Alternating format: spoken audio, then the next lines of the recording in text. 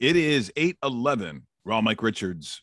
And as I mentioned on Twitter yesterday, that in talking with our good friend Jeff Lumby, we're going to get to our conversation with him, our experience with the world of Gilbert Gottfried, and also explaining that Y95 of its time, where Jeff Lumby, and he can explain in greater detail than myself, but Y95 under his watch, and he started Y95.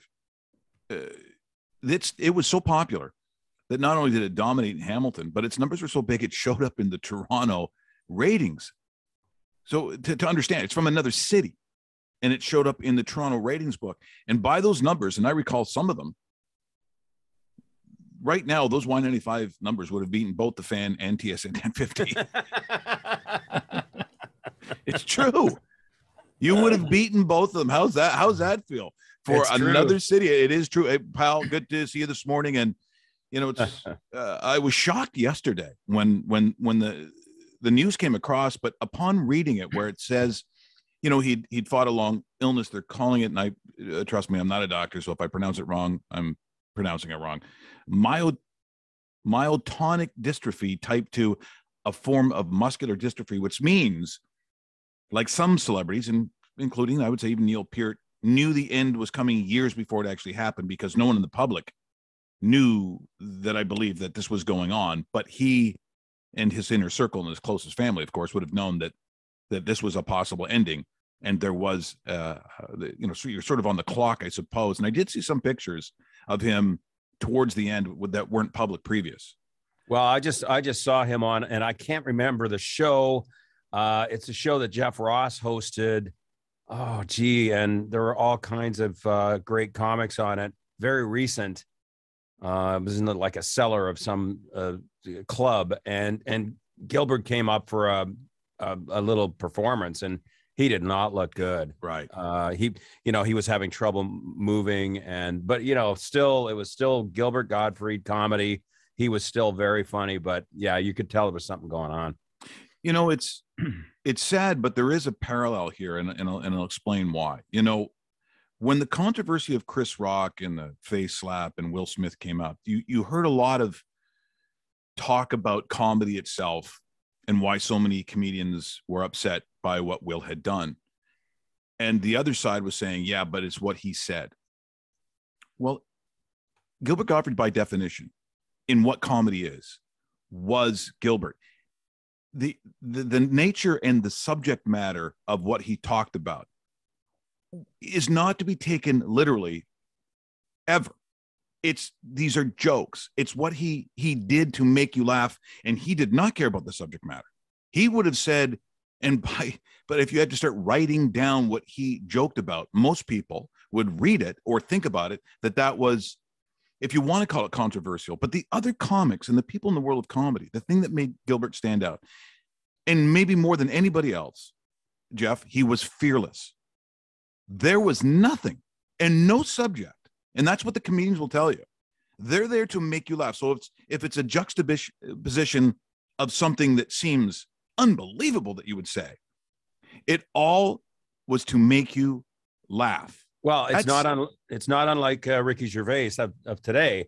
And I'll tell you what, Will Smith is lucky Ricky Gervais wasn't up there and Chris Rock was, because what Chris Rock said about Jada Pinkett Smith paled in comparison to what Ricky Gervais would have said.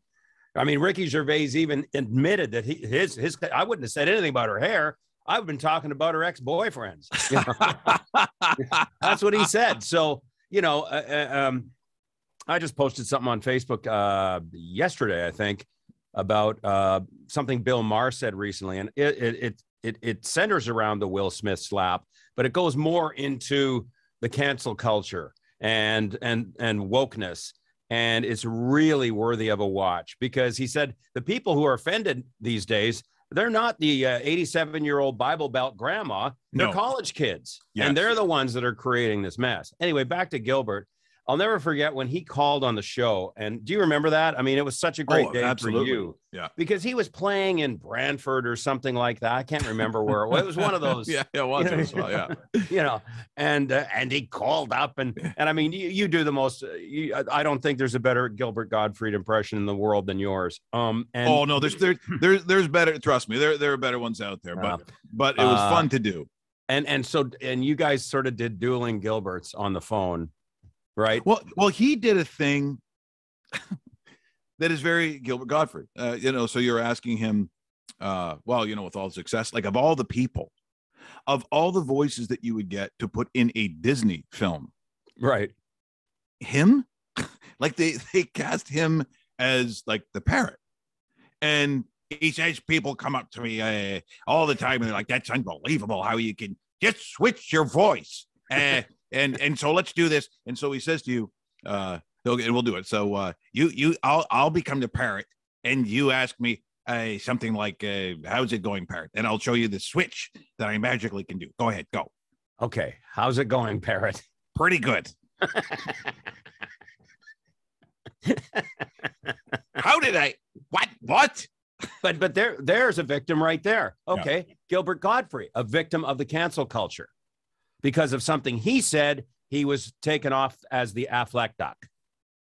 Well, so there, I mean, it's, and Bill Maher saying, just think about all of the great comedy that you will never hear because of the cancel culture. And one of the things that he goes on to say further to that is the fear of performing what you want to turns into self-censorship, which is the most dangerous kind of censorship. It's death. It's death. It's death. Yes. It's death. So there was 67-year-old Gilbert Gottfried get a victim of it, as was so many other people. And I mean, it's funny. He does cite people like Roseanne and talks about, but it's interesting that in the piece, he doesn't talk about Bill Cosby. And I'm just watching an amazing documentary on Bill Cosby. Mm-hmm. Which we must talk about Bill Cosby. That's what it's called, or we have to talk about. But it's just incredible. It's just I got to see that. It's the most balanced thing I've ever seen, and it's just incredible. But where are you seeing this? How are you getting that Bill Cosby? That's on Crave. That's on Crave, actually. Oh, I got to watch that. It's I'm telling you, it's a guy from CNN has done it. And a black comic who also does features on CNN. Anyway, it's just remarkable because they cover all the good stuff. Okay, and there was a lot of it. There was a lot of good stuff that Bill Cosby, he was of his time, and his structure in his storytelling was the best in the world at one point. Even beyond that, he was the Jackie Robinson, or one of the Jackie Robinsons of comedy. There was TV too. The fact that he was on the television appearances. And there you go. So, and he was also very benevolent. He gave a lot of money, but the dark side of him, which is just it's indescribable. You really have to see this thing. Nice. We're just on the last 10 minutes of it, actually, and it's pretty incredible. But you see all this stuff, and Bill Maher does not make any apologies for the Louis C.K.'s of the world and the Bill Cosby's of the world, but it's really unfortunate. Like he even talked about who's the one who held Trump's severed head? Oh, Kathy Griffin, and her career gone. Yeah. And it's just jokes, as you say. Yeah, Dennis Miller, when he used to have. Look, I don't want to get off on a rant here. And then he do these rants. Yeah. And he started talking, this way before we called it cancel culture, before we talked about, a woke culture. This is back in the 90s, but he sensed it coming and said, folks, there's a reason you call it a sense of humor. It's a sense of something. It's not really that thing. And I thought back then it just was so jolting how brilliant really that was. Little did I know that that's what they would call foreshadowing of what was to come in our society, which is frightening, because there would be no Don Rickles. No. Rickles, and yet people say, geez, do you hear what he's... Well, everyone heard what he said, including the people that he was doing the jokes about. They were right there. They were in the audience. He addressed them. Or they were on the dais. Yeah, yes. At the roasts. But the reason they was it Mr. Warmth? I think that was the nickname, was Mr. Warmth. But everyone knew that deep down, he had maybe a bigger heart than everybody at the table. He had a bigger heart than everyone that was in the stadium. He was the most loved guy because of the understanding that they were jokes. They were jokes. He didn't dislike the Japanese or black people or you go through the list because everyone got it, including, as he'd say, the Jews, of which he was one of them. He would go through the Italian jokes. It was one thing after the other. And by the way, so Lisa Lampanelli sort of takes that formula, but in a much more graphic way. Like Don Rickles never went like that far. But do I laugh at Lisa Lampanelli? Yeah, I do. Yeah, and usually, right? There's a sense of, again, humor that clever is clever. And you know, sorry to Mike, but this whole notion, and the thing that bothers me is it comes from a place of elitism and entitlement, but narcissism. It comes from, I don't find that funny, so I'm going to make sure that you don't find that funny as well. Just turn off the TV. Just turn the channel. This is freedom of speech here we're talking about. And it's people who are trying to suppress speech for their own little world. And that's what bothers me most about the woke community. Yeah, that I certainly couldn't say it better, because that is exactly right. If I don't like it, then you can't like it. You can't like it. And if you don't agree with me, then I'm going to find everything about you, anything I can to throw you under the bus, to eliminate, to cancel your point of view. To me, and people talk about fascism and all these other things. Well, that's exactly what they did. Make sure that, there wasn't a talk of a freedom of religion, that there wasn't freedom of speech, there wasn't freedom of choice. It had to be this way or no way. And at some point, we also need some backbone from, okay, let's take the Aflac Duck, for instance. Okay, there has to be some backbone from those people. I mean, if you're going to release Gilbert Gottfried from that job because of something he said in his comedy routine, okay, that's what got him the job in the first place, his popularity. Yes, exactly. And now you're pulling the rug out from him based on the reason you hired him. It's just sometimes you just wonder where the world's backbone has gone. And gone. Well, I don't, because it is gone. It's long gone. And his ability, one of the first times I saw him was by complete fluke. Now, at the old Ontario Place, where the old Forum existed, they tried to do something that was an extension of the Just for Laughs in Montreal. They tried to continue this in Toronto, and I had to do some amazing things with some of the comedians that were there, some of the acts that I was the opening guy, even though I was at 99.9 at the time, doing radio. But I would open up. So I opened up that year. There was 1 year, this comes after, but at the Forum, Celine Dion, her first English concert only. I was the guy that opened for her. Andre Philippe Gagnon, but my biggest one ever was Roy Thompson Hall for George Carlin.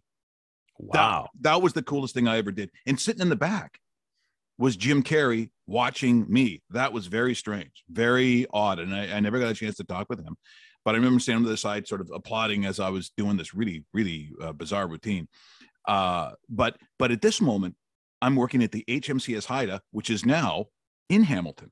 At the time, for Ontario Place, that battle, the destroyer, the floating museum was at Ontario Place. So when I was done, I went and sat, because once you were inside Ontario Place, admission was free. So I sat in the front, and it was early. It was like a 5 o'clock show, and this Gilbert Gottfried was coming on. So there's kids, children, and mothers and balloons. They just see comedy. Well, kids, let's go get some laughs. And so I sit down there, like, ladies and gentlemen, the comedy, Gilbert Gottfried.